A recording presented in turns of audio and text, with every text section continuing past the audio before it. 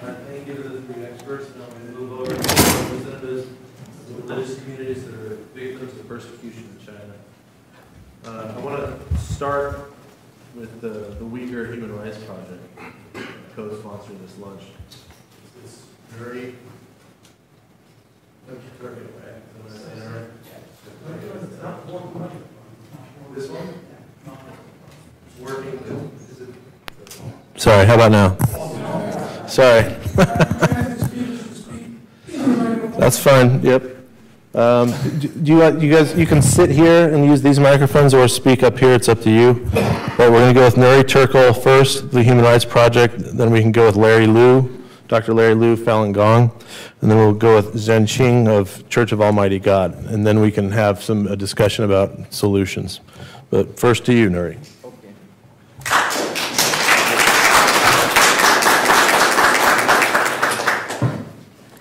Good afternoon. Thank you so much for allowing me to be part of today's important discussion. I'm not a religious figure. I don't have a religious story related to my religion here as an individual because I've been lucky enough to be in this wonderful country in the last 23 years. When I left the country, it was not as this bad. So I'm sharing with you the Uyghur story as a representative of the co-sponsoring organization. As you have been reading on the newspapers lately, the situation for the Uyghur people in East Turkestan has been deteriorated so rapidly, particularly since last April 2017.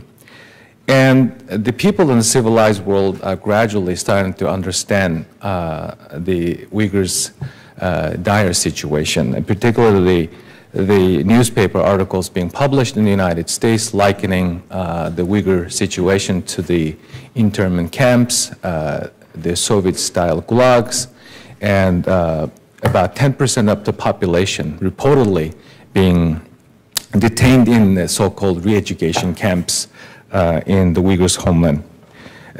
Why do the Chinese so afraid of the Uyghur religion? Why are they so afraid of the Uyghurs' ethno-national identity? It's quite simple.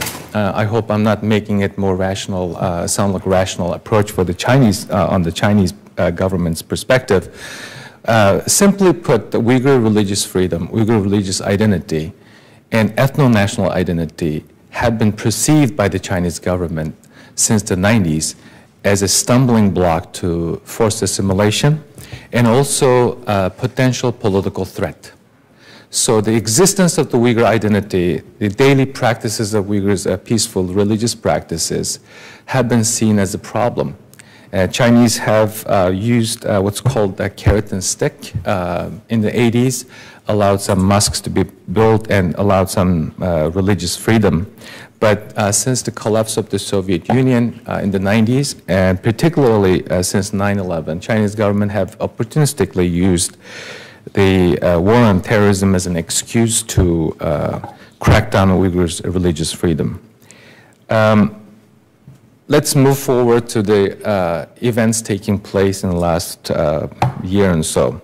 The Chinese enacted a draconian law, a regulation known as de-extremification measure that was put in place last April that sanctions most common and appropriate behaviors that we, people who live in a civilized society, chose to do or even appreciate, such as wearing traditional clothes, which is seen as a sign of diversity and cultural appreciation in Western societies, growing a beard.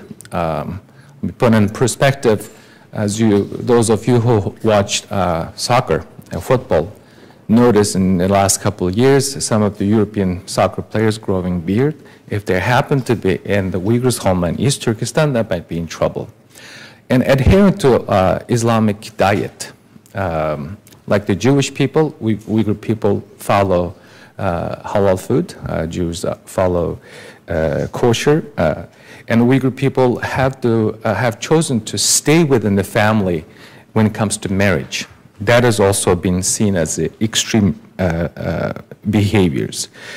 And also Islamic names, names like Christian, Jacob. If you happen to be in the Chinese territory, would be seen as extreme. So some old people, even in their age, in their 70s, 80s, have been forced to change names such as Mohammed or other names from the Quranic, with the Quranic background. Who are they locking up? What are those 1 million people have done to irritate the Chinese government? When you look at the population pool that have been locked up, you'd be surprised how innocuous, how irrelevant those people to the so-called security concerns. We've seen 80-some years old Islamic scholar, once upon a time praised and promoted by the Chinese government, and asked to translate Quran from Arabic to Uyghur. And we have the university presidents, a director of FDA equivalent in East Turkestan, soccer player, one of the rising soccer player, 19 years old guy who played for the Chinese soccer team, have been detained. His crime was to travel to Spain for training with Lionel Messi. And watching the recent soccer World Cup, watching the French team, it reminded me of Chinese struggle to get into the world stage in the football. Yeah, they should look at the Uyghur side. There are so many talented people, and yet they're locking up one of their national rising stars in prison. And also, who else are being locked up? Anyone who has foreign ties or have been traveled to some countries, particularly Turkey. And also, they have been locking up Uyghur elites. This is an old story. In the Mao's China, they attacked the elites. Similar things are happening. Intellectuals, writers, musicians, philanthropists, anyone who has a social influence have been locked up. So are we hearing anything from them? And how many of them have been released? The numbers are very sketchy. We only have a handful of people, happen to be actually non-Uyghur. Two of them happen to be Kazakh individuals, one from the United States, the other one from Kazakhstan, telling chilling stories, including denouncing their religion, denouncing their ethnic identity, forced to believe in Chinese Xi Jinping thoughts, and phrasing the motherland and condemning so-called Uyghur separatists overseas. So they're waging this psychological warfare. The people coming out, going crazy, if not confused.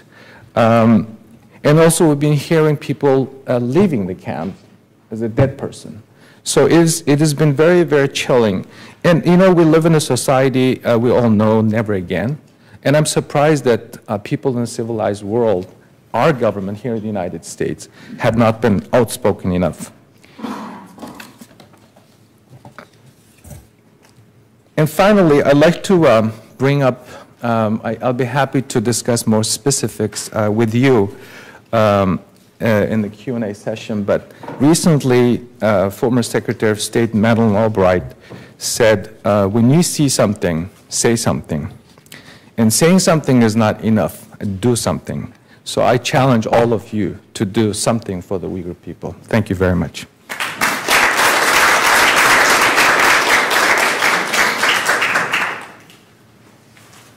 Thank you very much, Dr. Liu.